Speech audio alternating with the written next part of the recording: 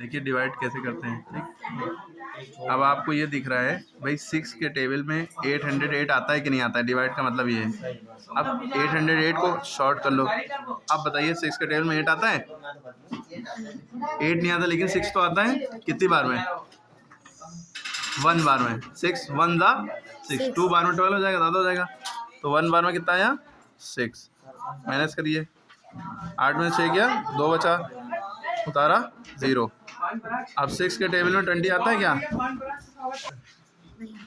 6 के टेबल में 20 तो आता नहीं है, उससे कम क्या आता है? 18 आता है। कितनी बार में? अब 20 आ गया, सॉरी 18 आ गया, माइनस कर देंगे। अब 6 के टेबल में 18 आता है क्या? 3 बार में 18 आता, हो गया। अब कितना बचा? 20 में से 18 गया, 2 बचा। अब ये वाला 8 बचा, ये यहाँ बताते हैं।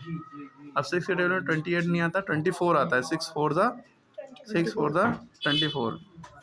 रिमाइंडर कितना बचा? 28 में से 24 गया, 4 बचा। ठीक है, ये रिमाइंडर होता है। जो आंसर आता है इसे क्वोशिएंट कहते हैं। क्या कहते हैं? और ये जो बीच में जिसको डिवाइड कर रहे थे, डिवाइडर, सॉरी डिविडेंड है, डिविडेंड है। और ये जो होता है ये डिवाइज़र होता है, डिवाइज़र। ये पता रहना चाहिए। नीचे जो बचा रिमाइंडर कहलाता है। अब इसी तरह ये दोनों सवाल हैं, कर लेंगे। भाई 5 के टेबल में 521 आता है कि नहीं आता है, कैसे पता चलेगा? क्या करेंगे इसके?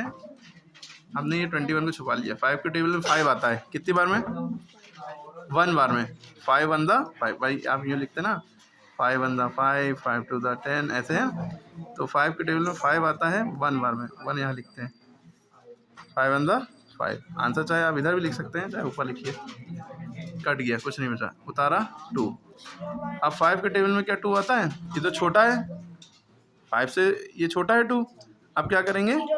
एक नंबर अगर बगल में है तो अच्छी बात है, उसको उतारेंगे, लेकिन उससे पहले यहाँ 0 लगाना पड़ेगा, तब हम 2 नंबर एक साथ उतार सकते हैं। यहाँ पे मामला ऐसा नहीं था, यहाँ पे एक नंबर नीचे बच गया था तो एक ही नंबर उतारा, क्योंकि इससे बड़ा था 20, है ना।